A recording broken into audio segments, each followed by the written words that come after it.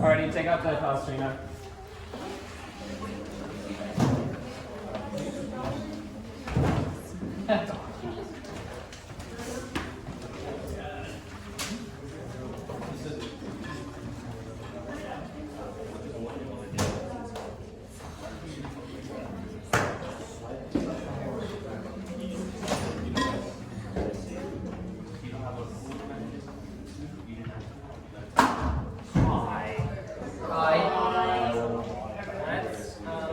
Let's start it. Do for everyone except bases. Just same thing.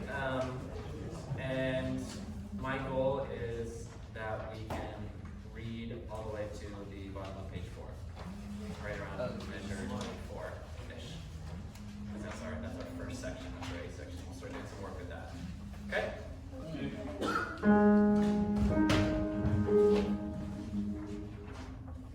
One, two.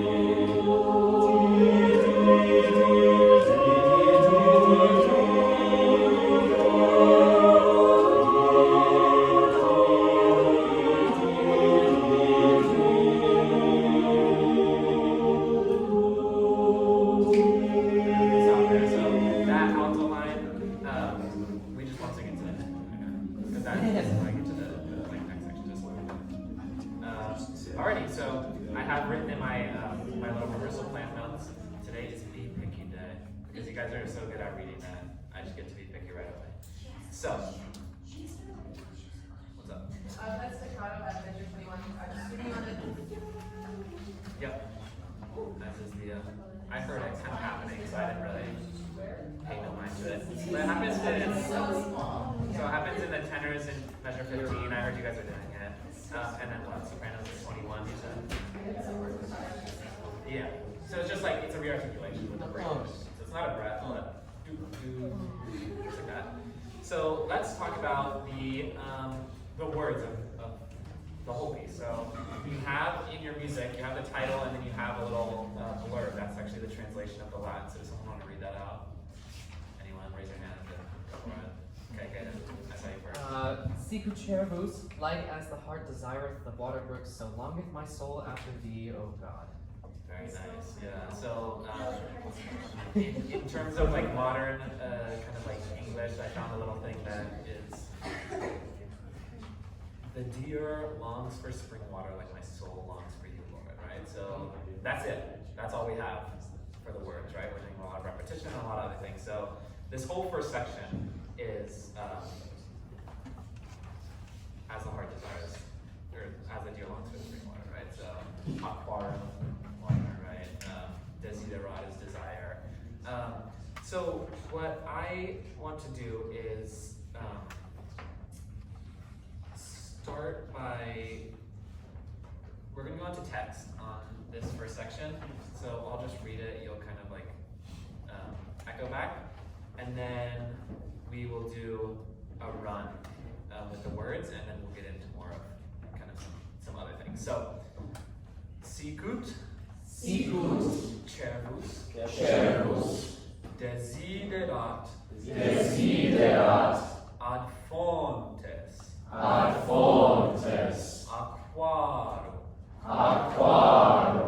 Very nice. So that's all we have, right? So let's just go ahead and do yeah. Is it the C with the Z? Yes. Decide. Yeah. It's not 3 Any other questions before we go? Okay, perfect. Onwards. One. Sicut Cervus desiderata sanctes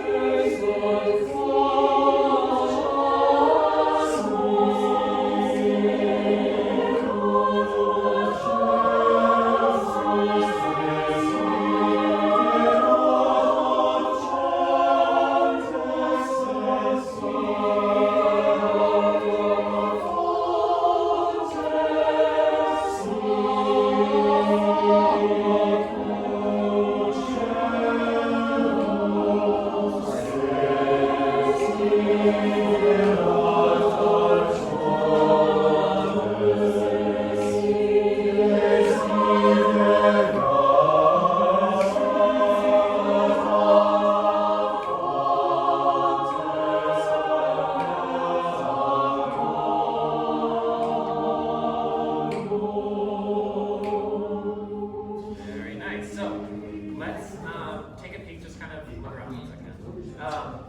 There's something pretty big kind of missing from our vocal lines.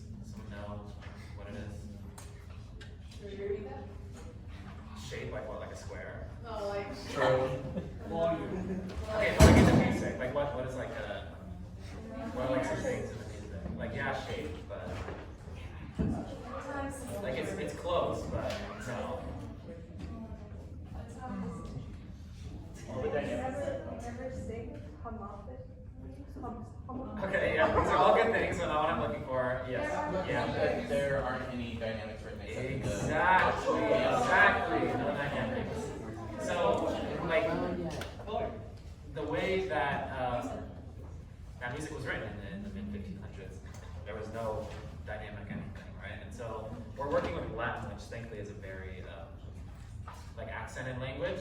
So that's where we need to take our dynamic inspiration from. So in Renaissance music in general, like text stress is king and rules basically anything you want to do in a piece. So we talked a little bit when we were running through, but Sicut Cervus desidera a fontes aquarum, like that, right?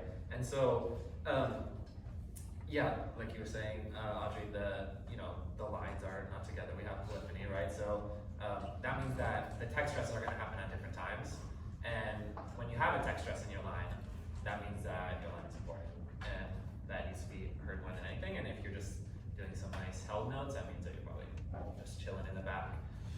So in reading some stuff and just kind of studying, I guess, like the dynamic contrast that we're looking for is like a piano forte. But it's just up to us to figure out where that needs to be and what lines need to be at what times, right? So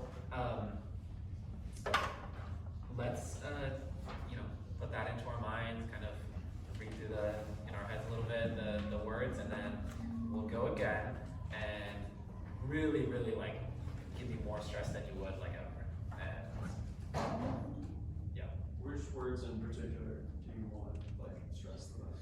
So the peak of the phrase is going to be fontes, which is our fountain, water, spring, something like that. So each line is going to be going to that. Kind of like Palestrina, he did a lot of very subtle but kind of cool text painting things in terms of it's kind of blossoming out just like how fountains sprout or something like that. So I'll stop talking. Let's do it. Yeah. 13 to 18? Okay. Let's go from 11 then. And just y'all. You want to do no words or you want to do just a little bit of words? Okay. 1, 2.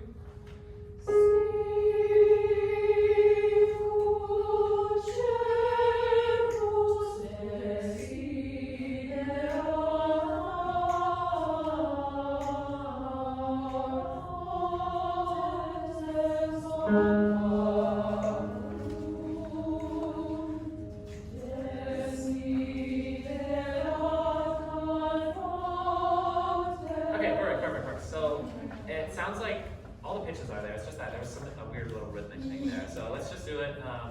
Let's let's do it again, and I'll be a little clearer on how to get used to it. So, okay, 1, 2.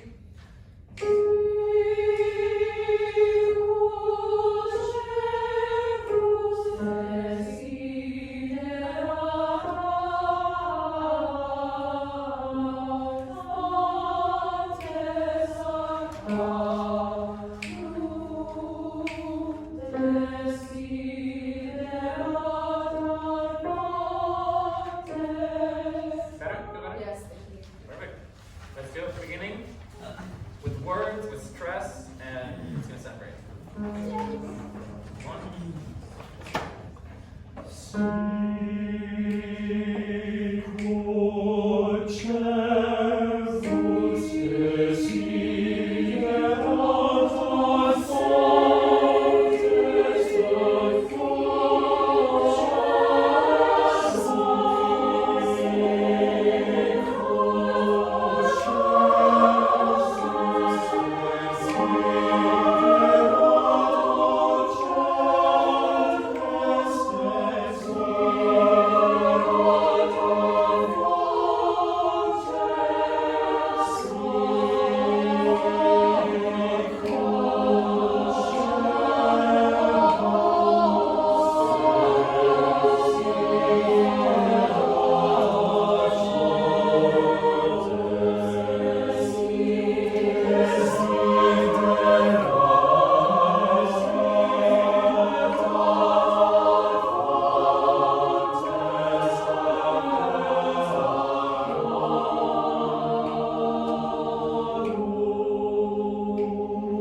Yeah?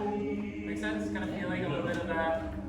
Perfect. So, the issue that we have with, dynamics being our own and not having everything be like perfectly laid out for us is that it's really easy to become boring. Like there's just lines happening and you're just going on your merry way. Like, oh, this is pretty, but like it's definitely very, very easy to just kind of be nothing special. And so we have to, use our big Trinity brains to make it not boring.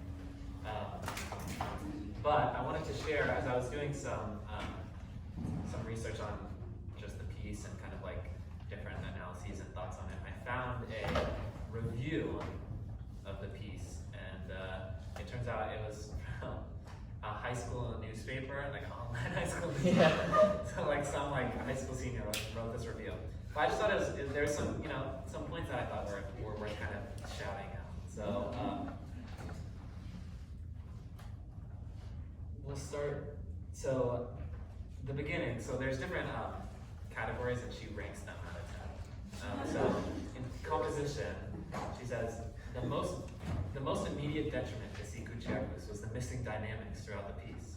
How does a Renaissance style piece not include modern dynamics? It's because they didn't. It's because they didn't. It's okay. And she says, additionally, the melody almost never has drastic changes in pitch. I don't really agree with that. And then, are the singers so bad that they can't sing with variety? I guess so. And so she rated the composition 3 out of 10. And then for lyrics, she says, Palestrina, did you even proofread these lyrics before you released Sicut Cervus? The entire piece is repeating a single sentence for 3 minutes. It's not even a particularly nice sentence. Negative 17 out of 10. Wow. Crazy, right? Crazy. So, like when someone from the outside is listening to a piece like that, like some things, we can talk about our music history brains and be like, well, actually, but a lot of this stuff, if it's not a good performance of it, yeah, like it repeats the same words and it's kind of boring and like what happened, So it's our job to not get that right on our performance, okay? So I saw I was reading through that dissertation that I talked about, and there was a quote from an early analysis of the piece, and it said, serene but fervent yearning. And I was like, oh wow, pieces right at the top, there'll be like a tempo marking, and sometimes they do like a little like word thing, especially in like modern times. Like sometimes they'll do like really weird things, like with gumption or whatever. Take out your pencil for me, and we're gonna write at the top, serene but fervent yearning, and that's gonna be our motto as we're continuing to go on with this piece. Okay. Serene but.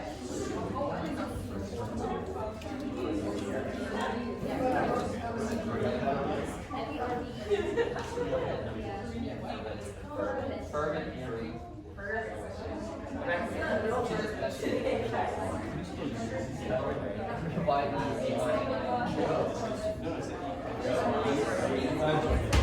You said big Trinity versions, right? So Olivia asked the question. Same measure 5. Yeah.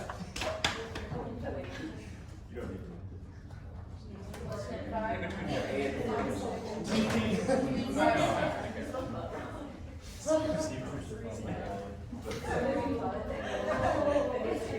So, for breaths, when you're looking to kind of plan everything, commas are going to be the law around here for this piece. And yeah, just each phrase is going to kind of be one rest, and you can breathe. So let us. So one thing to focus a little bit more on this run is, I think the stress was good. I heard a lot of good stress on that phrases and some good stress syllables. But the de-stress, I want to go even farther to de-stress. So especially like the long notes, especially. Like I know, like the tenors have a lot of them, and they pop out more than you think, right? So like really just kind of flow, let them just like. Yes. What if like the start listening to the time, like the reason why they didn't have dynamics is it was kind of understood that when the lines were higher, it was louder, and it was lower, it was quieter. Yeah, and as well as moving 8th notes. I think we already talked about this a little bit, but moving 8th notes is going to be some big points of stress as well. You're going to really want that to come out. So, and especially the altos have that right there at the bottom of the first page, and the basses, that big run. That's a sing out. That's going to be like, that's a fun one and a very important one. So let's sing it through. Lots of de-stress, lots of stress, and we might go on. If we do, go back to doing D. No, okay? Sure, stand up. You're kind of starting to, because the words are like, they're just, you can kind of get a little bit of a handle on them and start to look a little bit more at me. That'd be cool. I'll show some stuff and hopefully it works. But if not, it's okay. We're still in learning phase. It's literally the second thing. So don't feel pressure to like mess up my way. Sicut Cervus, Sicut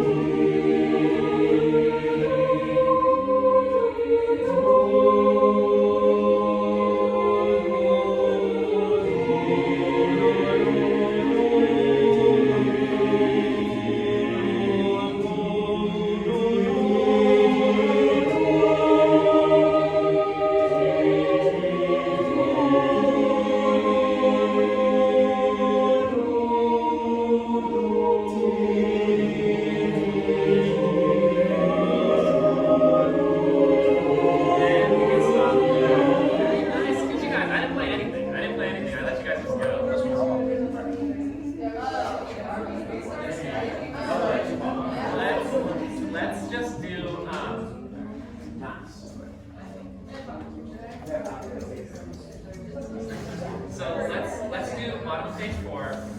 This will be the last thing we do today on do and D. So we'll start with the basics, and then patterns and then. What measure? 23. Okay, we'll go a little slower, and let's just make a goal to go to page 6.